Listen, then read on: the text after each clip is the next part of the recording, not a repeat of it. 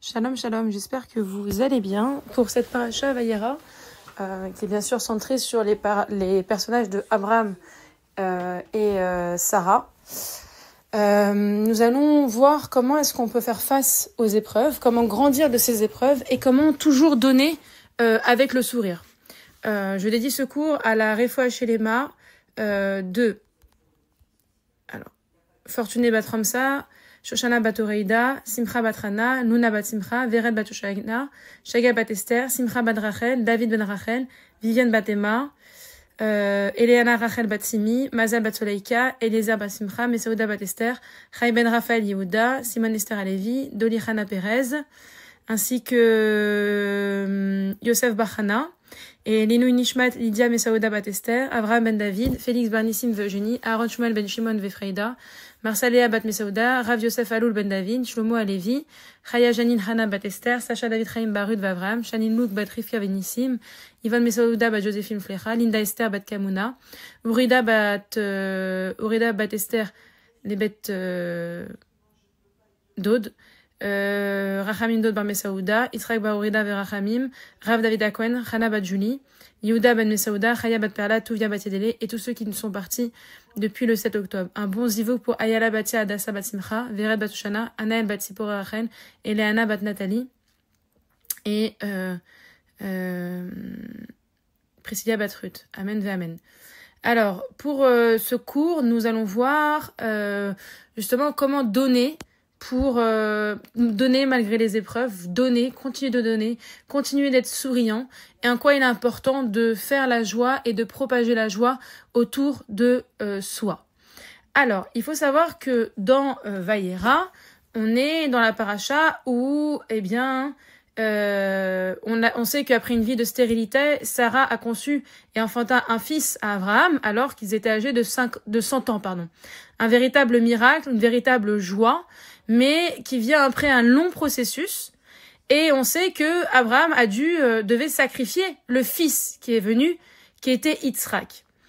Et en fait, ce qui est intéressant, c'est que de voir l'aboutissement de toutes les tfilotes qu'ils ont pu faire pendant 100 ans, et que ce couple de tzaddik, de tzaddik et de tzaddéket, donc de tzaddikim, a permis de voir leurs prières se réaliser. Et il faut savoir que Sarah a parlé à Kadosh Baruch Hu, elle lui a dit à Kadosh Baruch Hu, que me donnerais-tu alors que je m'en vais sans postérité et que le fils adoptif de ma maison c'est un Damascénien, donc Eliezer. Et Hachem lui répondit, celui-ci n'héritera pas de toi, c'est bien un homme issu de tes entrailles qui sera ton héritier. Et il le fit sortir en plein air, puisqu'il est dit, regarde le ciel et compte les étoiles, peux-tu en supputer le nombre, ainsi sera ta descendance. Ta descendance sera aussi nombreuse que ces milliers d'étoiles. Et ce qui est intéressant, c'est que, ce qui est incroyable, c'est que non seulement ils ont attendu, mais ils remercient Hachem, et en plus, il y a une nouvelle épreuve qui se ramène à Abraham, c'est de devoir s'annuler devant Hachem, le servir, et avec amour. Parce que la 10e, il y a eu plein d'épreuves dans la vie de Abraham Avinu, et la 10e, c'est devoir sacrifier ce fils qu'il a tant attendu avec Sarah, Yitzhak, son fils unique, son fils tant désiré. Quel père aujourd'hui dirait, voilà, je demande à Kadosh Baruch Hu, on le ferait parce qu'on a de l'amour pour Hachem. Mais est-ce qu'il n'y aurait pas vraiment un petit temps d'hésitation, hein? N'est-ce pas une épreuve de Emouna que de se dire, Hachem nous demande d'aller sacrifier en holocauste son fils unique, celui qu'on a attendu pendant 100 ans, pendant un siècle. Et il faut se demander ce que Abraham Avinu, au moment de l'ordre d'Hachem, a-t-il ressenti. Mais ce qui est incroyable, et c'est ça Rav Israël Salenter pose la question de pourquoi est-ce qu'on s'étonne tellement que Abraham Avinu ait fait face à cette épreuve avec joie plutôt, et y est allé. Qu'est-ce qu'il y a de si spécial dans ce sacrifice et comment aujourd'hui on peut en tirer profit? Rav Israël Salenter nous dit que Hachem n'a pas ordonné à Abraham d'égorger son fils. Il lui a dit, prends ton fils unique, celui que tu aimes, Yitzhak, achemine-toi vers la terre de Moria et offre-le en holocauste sur une montagne que je te désignerai. Mais ce qui est incroyable, c'est que Abraham Avinu a devancé Akadosh Baruch Hu. Il aurait pu juste mettre son fils en holocauste. Mais non, il a dit, je vais devancer. Je n'ai pas besoin qu'Hachem me dise d'égorger mon fils, je vais les devancer et ça lui fera plaisir. C'est un amour incroyable. il y a la question de sacrifice. Il s'annule complètement face à Hachem et il donne ce qu'il a de plus profond, de plus viscéral pour lui, de plus précieux à ses yeux. Et il s'est levé de bonne heure, il a sanglé son âne et s'est dirigé vers la montagne. Rachi nous apprend que Abraham Avinu s'est empressé d'accomplir la mitzvah. Il a fait preuve de motivation, il a fait preuve d'enthousiasme, il n'a ressenti aucune contrainte, aucun sacrifice, ce qui est assez incroyable. Et c'est là qu'on voit la grandeur du père de la nation juive. C'est-à-dire que c'est comment concevoir son lien à Kadosh Baruch Hu, comment mener le service divin et quelle est notre relation avec autrui. C'est pas juste la relation à Kadosh Baruch Hu qui nous présente, c'est le lien avec autrui. L'essentiel, ce n'est pas combien je vais donner, mais comment je vais le donner. Dans les Pierres Kehavat, Maxime Despères, il est rapporté que celui qui accueille son prochain avec un visage souriant, c'est comme s'il lui avait donné tous les cadeaux du monde. C'est-à-dire que quand on tend la main à quelqu'un, lorsqu'on décide, n'importe quel juif, même celui qui nous a fait du mal, même celui qui a fait des erreurs, eh bien, il faut savoir le pardonner et avancer. Bien sûr qu'il y a des processus pour le pardon, et que certaines fois, certains mots, certains comportements peuvent nous heurter et nous blesser au plus profond de soi, ça d'accord, mais ça reste des âmes juives. Et comme toute âme juive, on doit le traiter favorablement.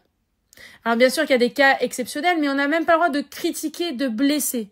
Il y avait un cours comme ça de Rav Cohen en Israël qui disait « Qui es-tu toi pour blesser autrui? Qui es-tu pour blesser la création d'Akadosh Baruch Hu?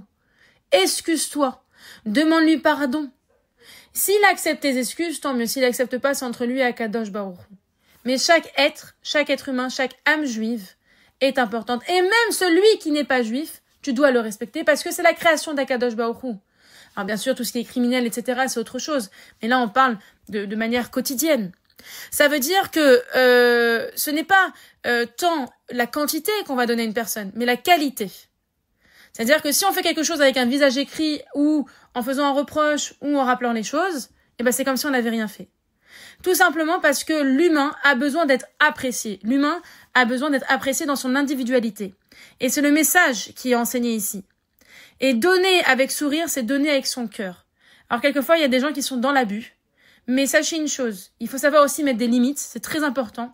De maintenir aussi les limites. Il faut pas non plus, il y a ce qu'on appelle le din et le chesed.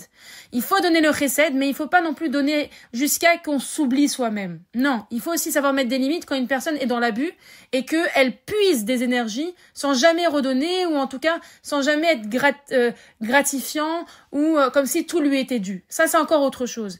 Mais il faut donner avec le cœur, avec le sourire. Et chaque geste qu'on va donner, chaque mitzvah, même si la personne d'en face ne se rend pas compte de ce qu'on a fait et que voilà, il n'y a pas, eh ben ce qu'on a fait dans la balance envers Akadosh Baruch Hu, ça vaut beaucoup. Donner froidement, donner avec un air machinal, ça n'a aucun intérêt. C'est-à-dire je suis obligée de le faire, c'est une contrainte. Or Avraham Avinu nous rappelle que lui, en sacrifiant ce qu'il avait de plus cher, ça n'a pas été une contrainte. Ça, c'est aussi le lien qu'on a avec les enfants ou entre mari et femme. C'est-à-dire qu'il faut savoir aussi mettre en évidence. Des fois, il peut y avoir de l'animosité, mais au contraire, regarde ce que j'ai cuisiné aujourd'hui, ce que tu m'as acheté hier. Regarde, j'ai mis le collier que tu m'as mis. Ou le mari, regarde, j'ai mis le nouveau parfum que tu m'as mis. Ou les enfants, regarde, maman, j'ai mis la nouvelle robe, etc., etc. C'est-à-dire que il faut exprimer la volonté pour rendre heureux celui qui est en face. Il faut savoir aussi verbaliser. Et en fait, des personnes qui sentent de l'amour ou en tout cas de l'attachement ou en tout cas de l'amour dans le sens pas forcément amour homme-femme ou amour dans le sens entre c'est plutôt l'amour humain, c'est-à-dire cette amitié, ce lien qui fait qu'on va apporter on va tendre la main, on va apporter du lien. On va apporter de l'humanité, de la solidarité envers une autre personne. On va lui tendre la main. C'est ça. C'est la notion d'amour universel. Et nous, les femmes, on a une très grande influence par rapport à ça. Que ce soit au niveau spirituel ou professionnel, on a une très grande influence. On porte nos frères, on porte nos pères, on porte nos maris, on porte nos enfants. Et à nos contacts, eh bien, les hommes, eh bien, s'élèvent davantage. et grandisse à nos côtés. Et ça, c'est très important. Et même tous les hommes de la famille ont besoin comment dirais-je, comme Sarah, on a besoin de ces figures féminines qui agissent avec douceur, avec tendresse, avec joie, avec amour. Et c'est cette dynamique positive qui permet de nouer les relations humaines. Et réussir dans sa vie tous les jours, c'est pas évident, mais réussir avec joie, avec simcha, je peux vous assurer que c'est assez incroyable. On sait qu'on a beaucoup de choses à faire dans ce monde, entre le travail à la maison intérieure, le travail à l'extérieur, l'éducation, la transmission, le mariage, et puis bien sûr son accomplissement personnel. Mais Hachem ne nous abandonne jamais, et Hachem écoute nos prières. Alors je voudrais dire quelque chose. Aujourd'hui, la semaine dernière, on a commencé la Ségoula de Rachel Imenu qui se poursuit. On est au 7e jour ce soir. Continuez à prier de tout votre cœur. Je peux vous assurer que Rachel Imenu fait de très très grands miracles. Et n'oubliez pas que si votre prière est par le mérite de Rachel Imenu exaucée, il est important de le dire publiquement et de faire une Séouda en son honneur. Et en l'honneur d'Akadosh Baruch Hu, bien évidemment. Mais ce qu'il faut ne pas oublier, c'est qu'on est aujourd'hui le Shabbat mondial. Et je me permets de ce cours pour rappeler que le Shabbat mondial, c'est un Shabbat où on ne demande pas à être des Juifs parfaits, mais juste qu'on dit que s'il y a un Shabbat dans ce monde qui est respecté par tous les Juifs du monde, alors on aurait Mashiach qui arriverait. Alors, on n'est pas obligé de tout faire, parce que si on n'a pas l'habitude de tout faire, on peut pas du jour au lendemain tout faire d'un coup. Mais au moins, s'il vous plaît, mesdames, ce soir, allumez les nérodes de Shabbat à la bonne heure. S'il vous plaît, c'est très, très, très important. Si on peut être chômeur Shabbat, ce Shabbat, ça serait merveilleux. C'est-à-dire ne pas toucher l'électricité, ne pas travailler et vraiment essayer d'aller à la synagogue ou du moins se reposer, mais à la maison et à étudier un petit peu. Mais déjà, en tant que femme, allumer les nérodes de Shabbat, ça c'est incroyable. Pouvoir faire le pain, ou en tout cas acheter du pain kasher, ou où ça a pu être prélevé, d'accord? Donc des chalotes au kasher, et puis bien sûr le respect de la pureté familiale. Mais Shabbat, c'est pas juste rappeler les règles que sont tenues aux femmes, mais c'est juste d'essayer de faire cet effort déjà de faire rentrer Shabbat et s'armer de bonne volonté pour que nos demandes envers Akadosh Baruch Hu puissent être entendues dans les cieux. Les horaires de Shabbat ce soir, je vais vous les dire, de toute façon je vais vous les transmettre. Mais voilà, si vous pouvez prendre sur vous d'allumer les bougies et surtout aussi d'allumer aussi la bougie en l'honneur de Rachel Imenu, je peux vous assurer que ça a une conséquence positive merveilleuse. Ce soir pour Paris, c'est 17h02 l'allumage, sortie 18h09. Pour Jérusalem, 16h04, sortie 17h22. Donc voilà, si vous pouvez faire ce petit effort en ce Shabbat mondial. Et donc, que veut dire tout cela? Ça veut dire que Akadosh Baruch Hu est à nos côtés à chaque instant, qu'il n'y a pas de prière en vain, qu'il y a toujours une solution au problème et qu'il faut savoir voir les épreuves comme un élément où on peut grandir et que l'aspect négatif ne peut apporter que du positif quand on décide de voir la lumière dans ce qui nous paraît sombre. Et avec la force, la joie et la présence d'Akadosh Baruch Hu et bien sûr sa émouna, eh bien je peux vous assurer que comme Sarah et Abraham, on pourra obtenir des nissim, des miracles et que des bonnes choses. Alors je vous souhaite Shabbat Shalom, que des bonnes choses, que nos anges nous protègent, que toutes nos familles soient en bonne santé, dans la joie et le bonheur. Et encore merci pour toutes vos prières. Soyez bénis. Shabbat Shalom.